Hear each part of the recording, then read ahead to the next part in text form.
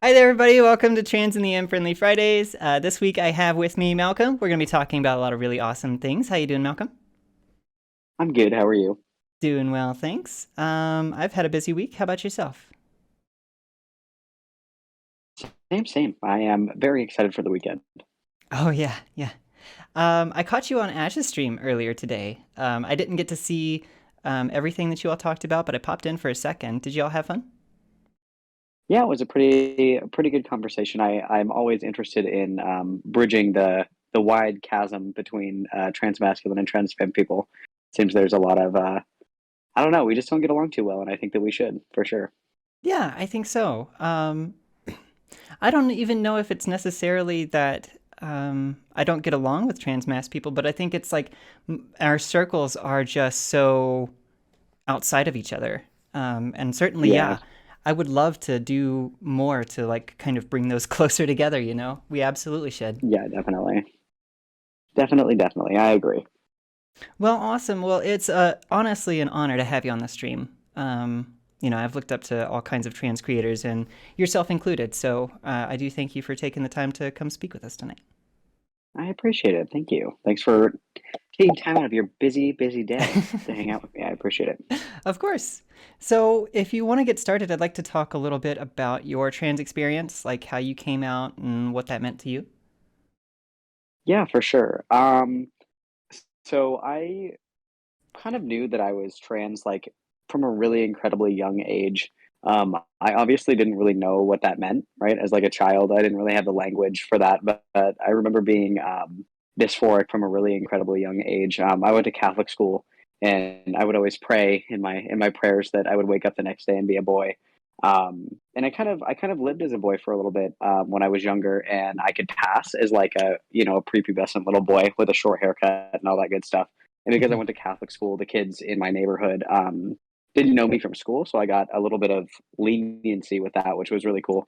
But after puberty, I was kind of shit out of luck, right? Obviously, I wasn't able to pass after puberty and stuff like that, and I didn't know that transitioning was an option, so I just kind of, moved on with my life, I guess. I remember I think it was 2016 when Caitlyn Jenner came out. I thought that was really cool, but I was under the assumption that that was something for like rich people, or that it was just trans women. I had never really seen like a trans man before. Um, and then when I went to college, I actually met somebody my age who was a trans man who was transitioning, and I was like, oh shit, like this is actually really cool. This is something that I'm able to do, and I just went ahead and pursued it. Nice. That's awesome. Did you have any struggles with attaining HRT or going through that process? Um, Kind of, but it's kind of just like the normal stuff where, I went through an endocrinologist. So I had to go to therapy for 6 months, make sure that everything was good, not only for insurance, but for a referral to an endocrinologist, and then waiting on a wait list. I think it was like 4-ish months that I waited on a wait list to see an endocrinologist. But it wasn't like anything out of the ordinary. I think that's pretty like routine for going through insurance and seeing an endocrinologist. Yeah. I I don't know about how that process would have played out for me if I did, but I just signed up for Plume. And they've been Yeah, really helpful actually. I don't know if you know much about them, but yeah, it's pretty much anytime I suggest something, they're open to it. So, yeah, I've seen them around a little bit. I started transitioning in like it's like 2016, I think. mhm. 2015, 2016.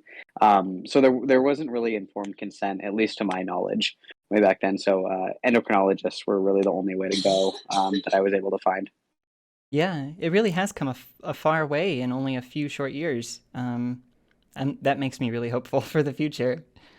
Yeah, definitely. I think informed consent is awesome. It would have been really cool to have that when I first started transitioning. That would have saved me a lot of time.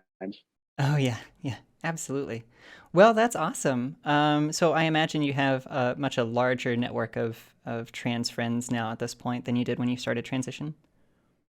Yeah, definitely. I was a Facebook transgender. That was kind of where I found groups of people and asked questions and that kind of stuff. I still help run one of the bigger groups on Facebook for trans masculine people, but I've started branching out into like other areas of the internet and doing that a little bit more. But it was at the beginning, it was just the one guy that I knew who was medically transitioning in Mhm. my area, and pretty much everybody else was online. That was just about it. Do you see any differences with the communities on Facebook versus what you see maybe on Twitter now that you've been here for a little bit longer?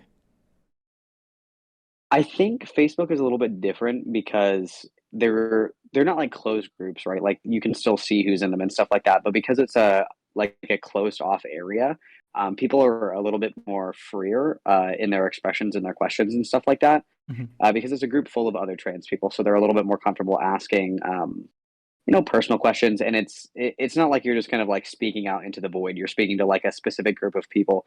I notice on Twitter it's a little bit more like discourse driven. It's not really driven by like, hey, I need help with this, or who do I talk to for this? How do I get the ball rolling on top surgery? Where do I go to get my name changed? Because on Twitter you are just kind of like shooting shit out into the abyss, and whoever can reply usually does reply. I think that's one of the major differences. And the other difference is that I think that I was talking to Ashley a little bit about it earlier as well. It seems like there's a little bit more trans femme people on Twitter as well. And it seems like there's a lot of big trans mass groups on Facebook. So maybe just like where people tend to congregate as well. Sure, that's pretty interesting. I know that Facebook tends to be a little bit more personal in that it tends to be like requiring like personal information to have like an account and stuff like that, where that's not necessarily the case for a Twitter account. If there were someone that were a little bit more comfortable using Facebook, but were worried about, their anonymity, their privacy, and stuff like that, what would you say to them if they wanted to join some of these Facebook groups? I would say make another account if that's possible. I know sometimes with like minors or children, that's kind of hard if your parents are like monitoring your social media use and stuff. But it's always good to have like a throwaway account. There are some groups that I'm in where I have an alt account as well, just for my own privacy, because I know that not everybody in the group has like good intentions. Usually just like lurking and stuff like that. But having an alt is a really good way to kind of get in there and not really have to open up as much about personal information, or have your full name out there and stuff like that. Right. Well, we touched on it a little bit earlier, but what do you think the key differences are between like trans mass and trans femme communities? Why is it that you think that we're so distant from each other? I think from my experience, it seems like, and this might just be like the Facebook realm of this kind of stuff. I haven't really dealt as much with this in real life. It seems to be mostly online. But I think a lot of it comes down to, for the lack of a better phrase, like oppression Olympics. It seems that a lot of time there's a lot of infighting about like, oh, well, you don't have to deal with this, so you don't really know what it's like, or you've never experienced this, so you're not on the same page as me or the same level as me.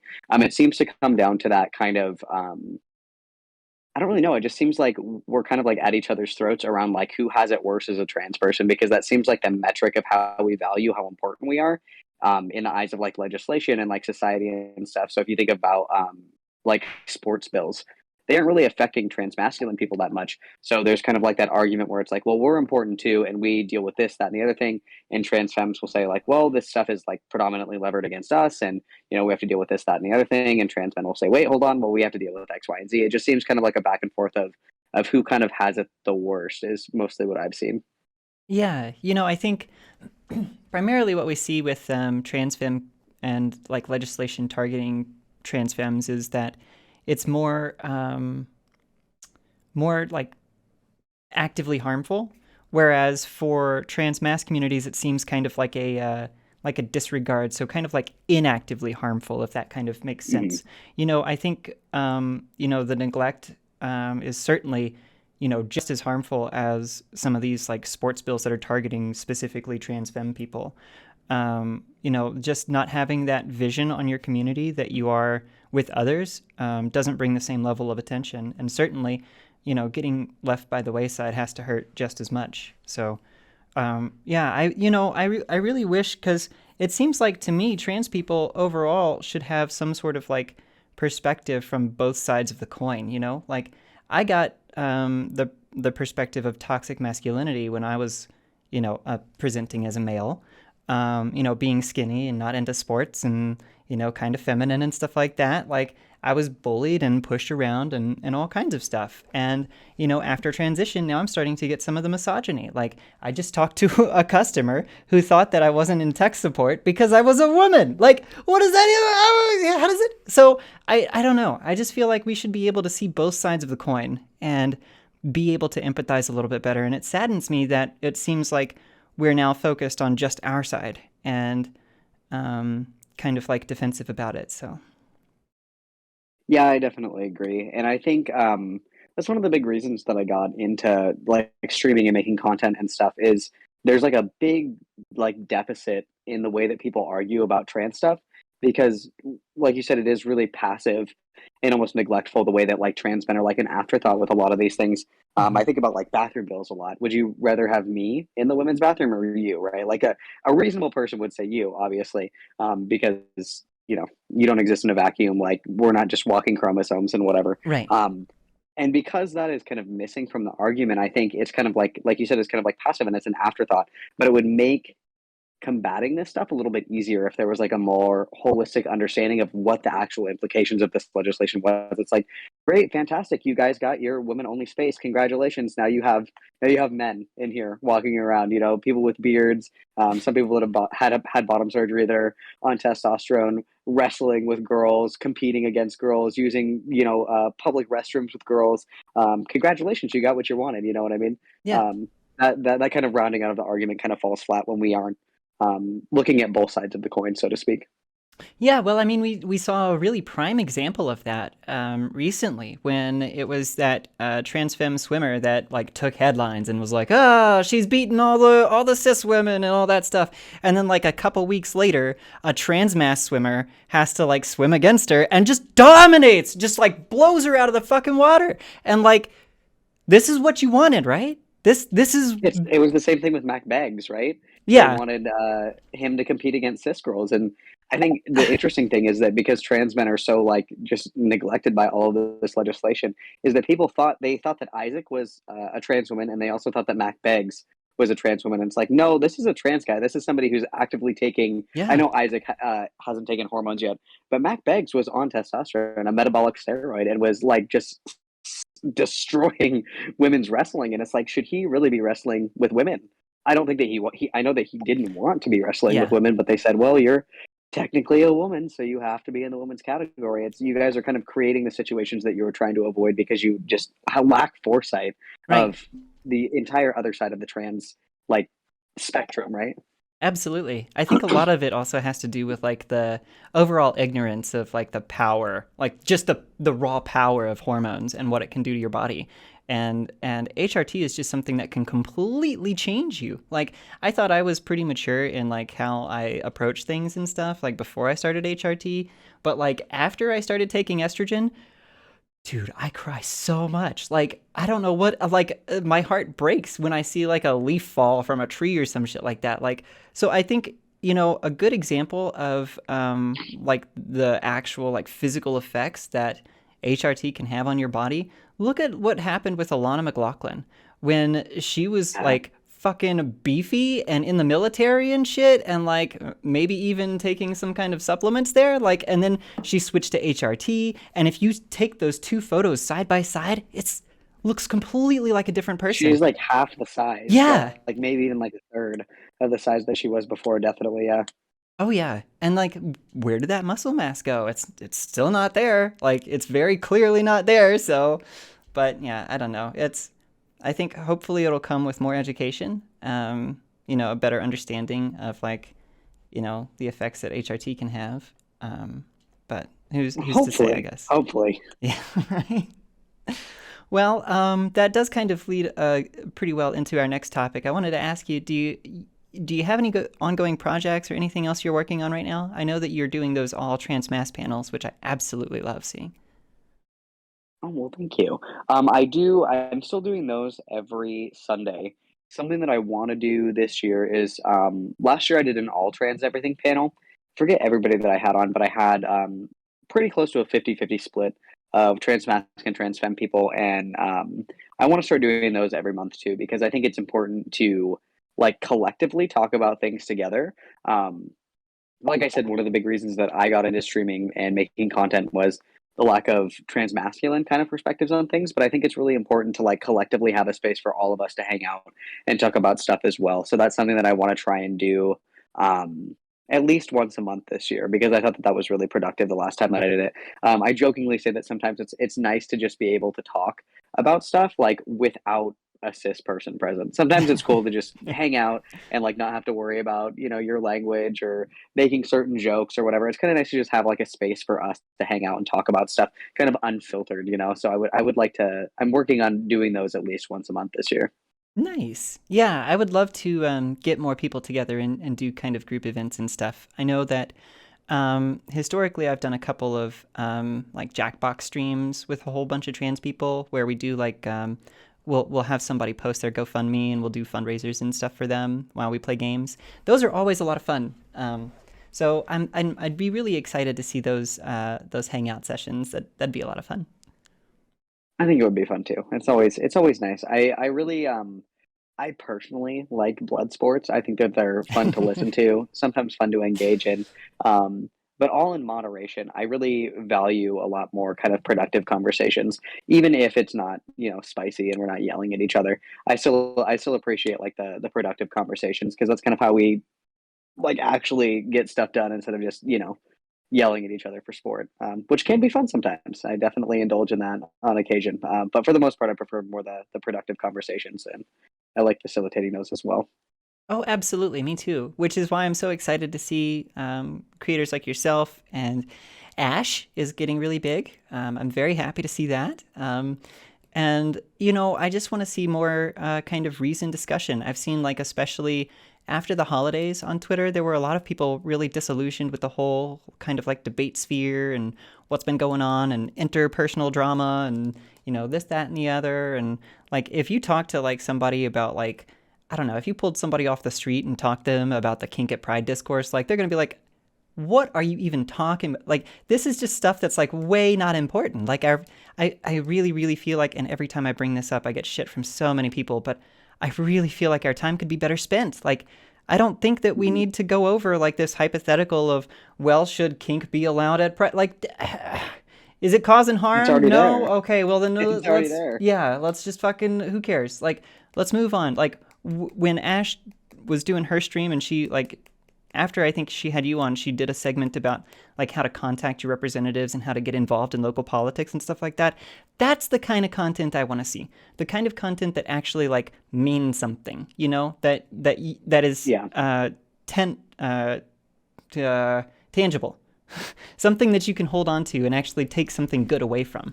Like I'm not going to take any good away from seeing more RGR drama. Like it's just like sure, I guess it's junk food for the brain, but like there's only so much I can fill up on junk food before I'm like, okay, I need a hearty meal.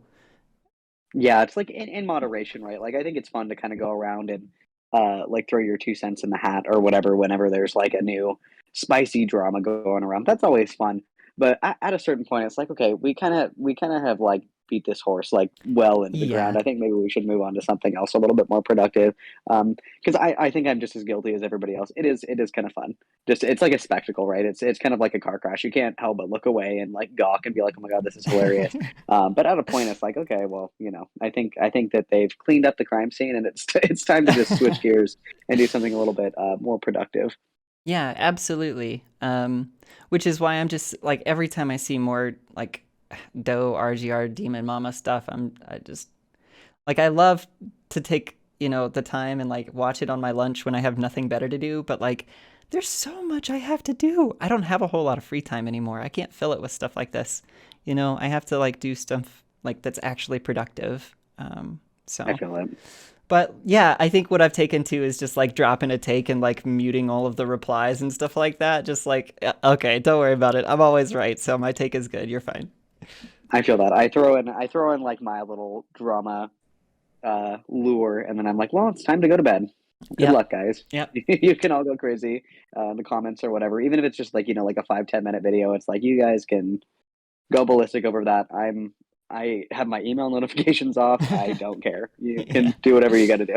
Oh God, if I still had Twitter email notifications on, I would have fucking lost my mind. Like, I don't know what happened, but like a couple nights ago, I just posted a random meme that my girlfriend found on Twitter, and Like I woke up and it had like 500 likes, and I was like, "Holy shit!" And then like over the course of the day, it got to like 11,000, and I'm like, "Oh my god!" Can Yeah, you imagine I if I have to had turn off like all push my notifications notifications. on? Oh yeah, you got to turn that off. It will eat your brain. It'll eat holes in your brain. God, I know. Well, okay. So, any other projects or anything else you're working on besides what we've already covered? um, Not really that I can think of off the top of my head. I usually try and do a binder giveaway every month. Hmm. I want to try and do a little bit more of that and maybe do like some different stuff too, not always binders, maybe like packers or like harness underwear, like things like that. Um, just try and give away more stuff. I like making sure that people are able to access that kind of stuff that's really important, especially like with binding and stuff. I was a bad noodle and I binded unsafely for a while, and my ribs are damaged for the rest of my life. So I want to make sure that if somebody like needs a binder or needs like a packer, so they're not like using duct tape or Yeah. doing it unsafely. That's something that I really care about, and I would like to do more of. So giveaways, more like trans congregation, like across the aisle. I know that we all kind of like to live in our own little bubbles, but kind of like making connections, bridging the gap, hanging out. I think that's important too.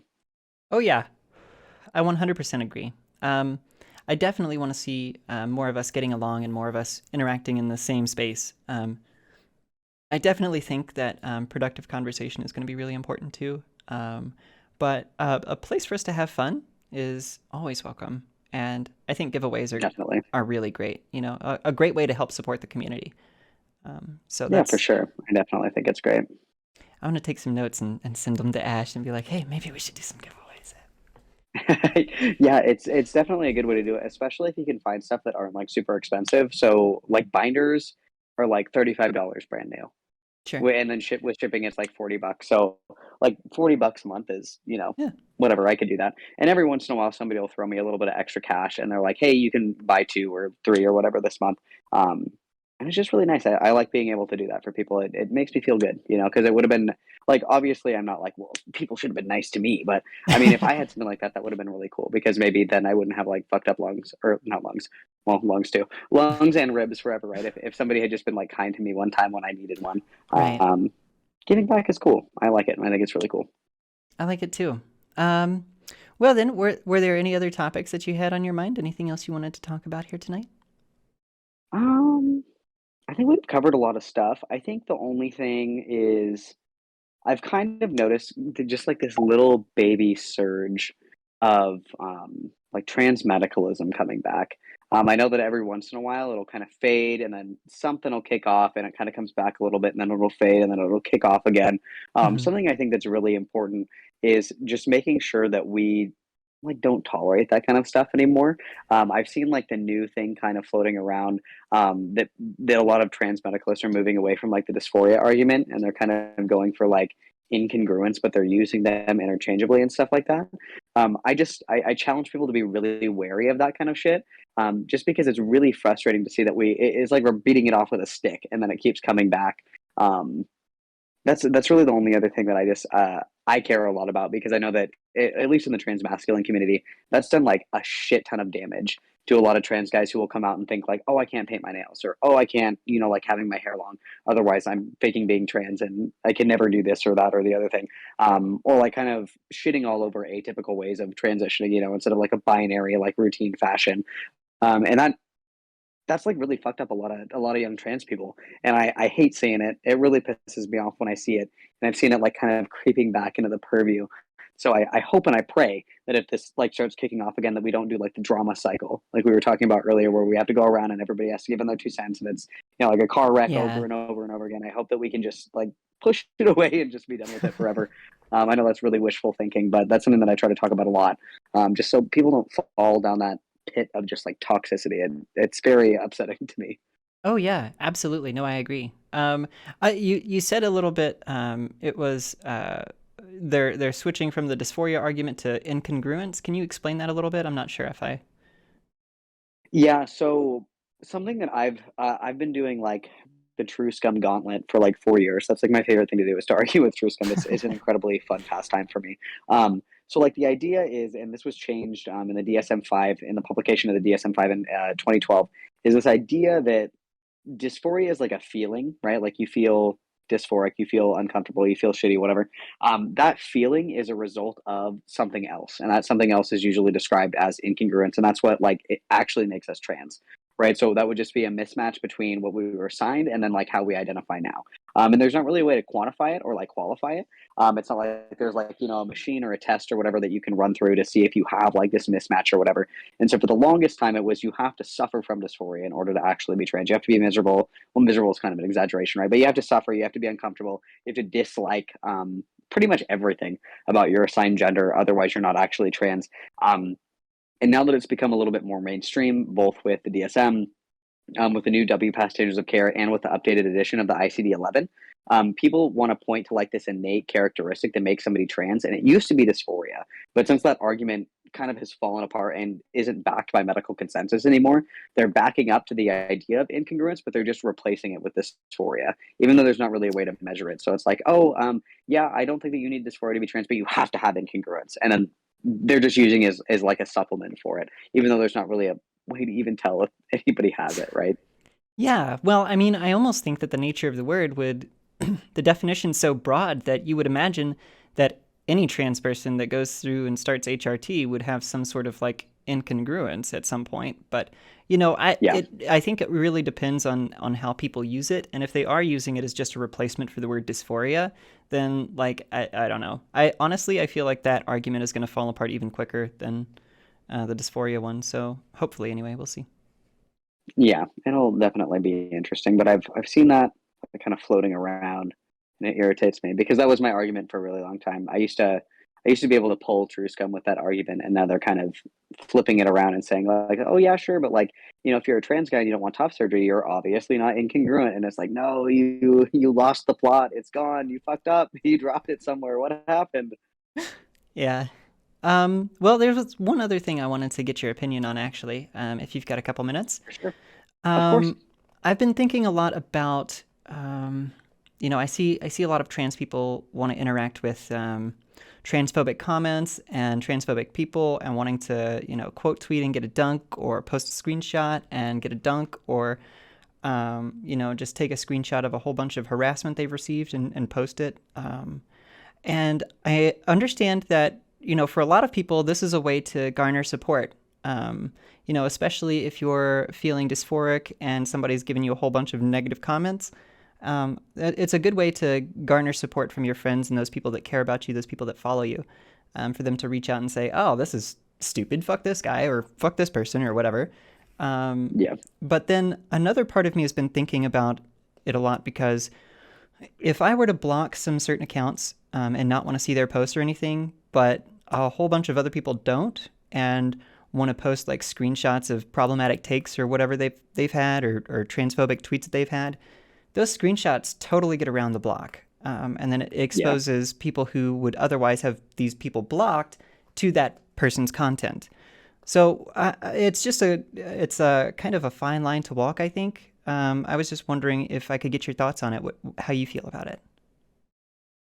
Um, my general rule of thumb, and I think that Twitter is like a different realm entirely. I think that we all thrive on the 160 character limit, ultimate slam dunk. I think that we all Yeah, like that just a little bit. Even if we pretend we don't, I think we all like that right. a little bit. Yeah. Um, my general rule of thumb is I think that as trans people, we kind of have this, I don't even know how to explain it. You can usually tell if somebody is actually asking a question, or they actually like are just confused, versus them being like a total shithead, right? Like Yeah. you can just kind of tell. Like if somebody's like, "Oh, but I don't understand. Like, what do you mean you're not a male? I thought that you were. That's why you." And you're like, "Oh, well, let me explain it to you." Versus somebody who's like, "You're gonna die a man. You have like a man skeleton." Like, there's a big difference between these two kinds of people, right? I would say that in general, the people that are like inflammatory and just trying to be a dick or whatever, the best thing is to just ignore them, honestly, because they thrive off of that negative attention. Even if it is posting the screenshot for the dunk, even if it's quote retweeting, whatever.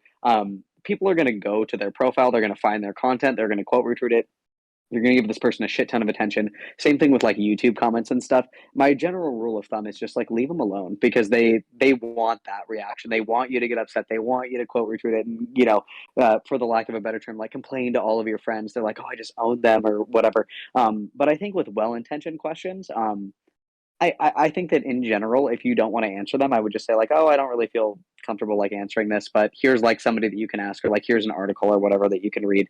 Um, but I think that we have a good tendency of being able to tell when somebody's just being a dick and somebody actually is just confused. Um, but I see what you're saying, where it's kind of hard.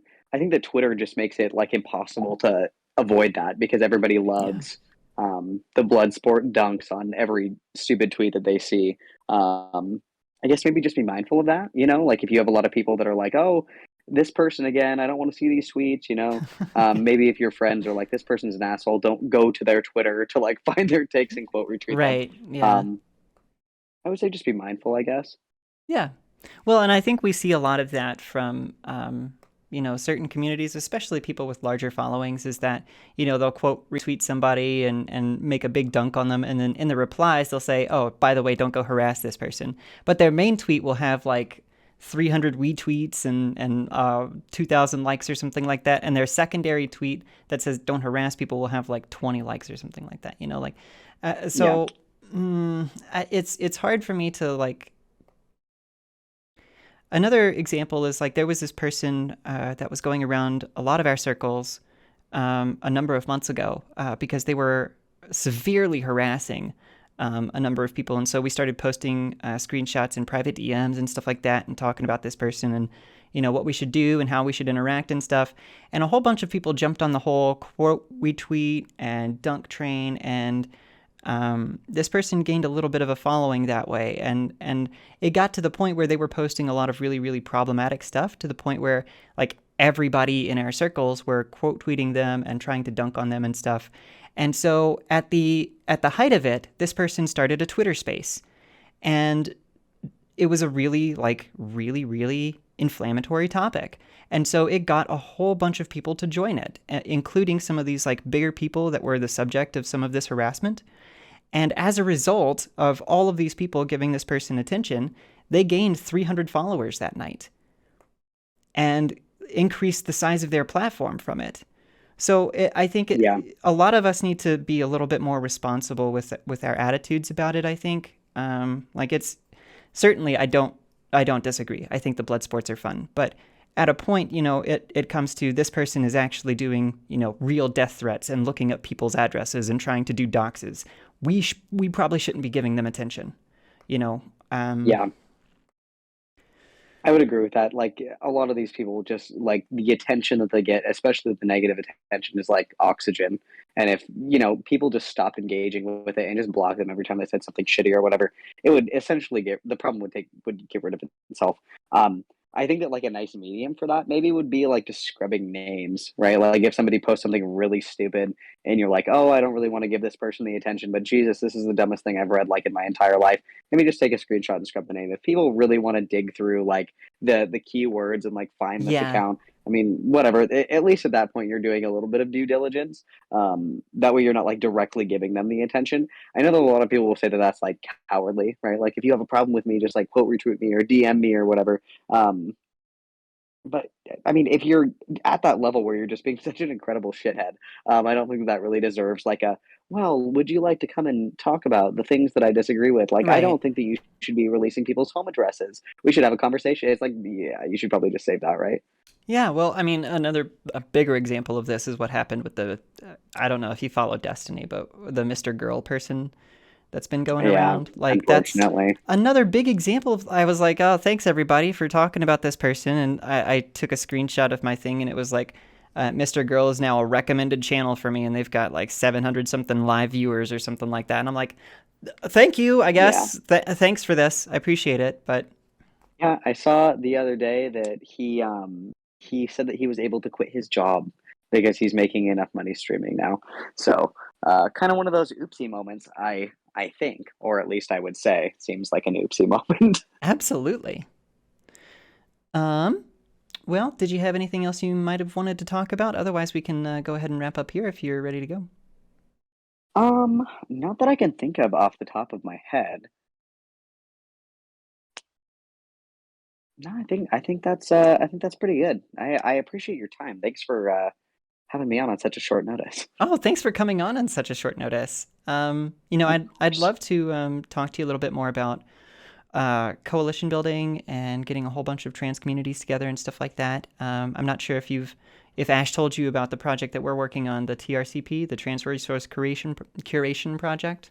Oh yeah. She mentioned that a little bit. Yeah, so it's something that we're trying to do is just make a larger community where people can feel accepted and find their the resources that they need and stuff like that. I've also been mulling over the idea of maybe creating some sort of like have you ever used those like life improvement apps like Level Up Life or anything like that?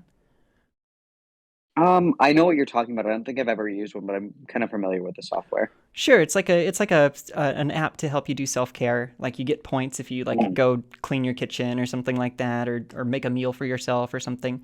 I was thinking maybe something that we could use to help trans people keep all of their resources in one.